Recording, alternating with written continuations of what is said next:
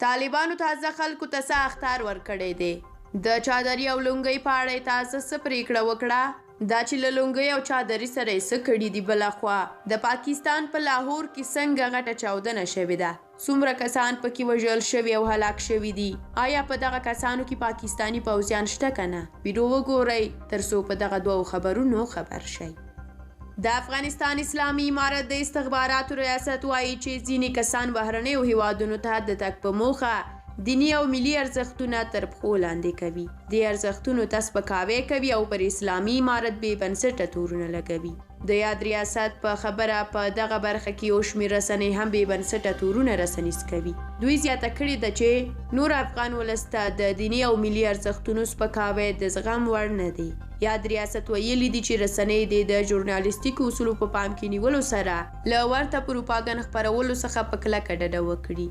د یادونې ده چې واک ته د اسلامي امارت تر رسېدو وروسته یو شمېر خلکو بشري حقونو ته د سپکاوي په نوم پر اسلامي امارت ځینې تورونه لګولي دي او زیاته کړې ده چې د اسلامي امارت بشري حقونو ته هیڅ ډول درناوی نه لري.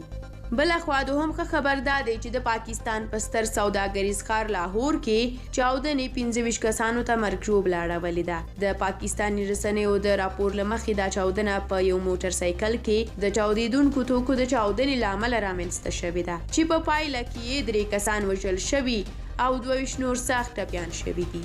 د لاهور د پولیسو ویان رینا عارف رسنیو ته ویلي دي چې دا چاودنه په انارکلي سیمه کې یو بانک ته څیرمه رامنځته شوې ده او په خبره یې وژل شوي او ټپیان ټول ملکي وګړي دي. د برید مسؤلیت تر اوسه پورې هیڅ کومې وسله والې ډلې پر غاړه نه دی اخیستی.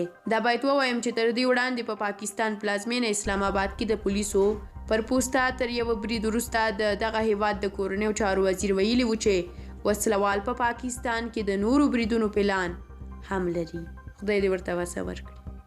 درنو لیدونکو دا چې د سوله افغان یوټیوب چینل ویډیوګانې ګورئ ډېره زیاته مننه. که یوټیوب چینل مو تر اوسه نه وي سبسکرایب کړی د افغانستان پاکستان او له نړۍ څخه د تازه خبرونو لپاره یې سبسکرایب کړئ. ویډیو هم لایک کړئ. نظر مو هم کولی شئ په کومنټ کې ولیکئ. موږ ستاسو نظرونه حتما او ضرور لولو. تر بلې ویډیو مو د خدای په امان خبر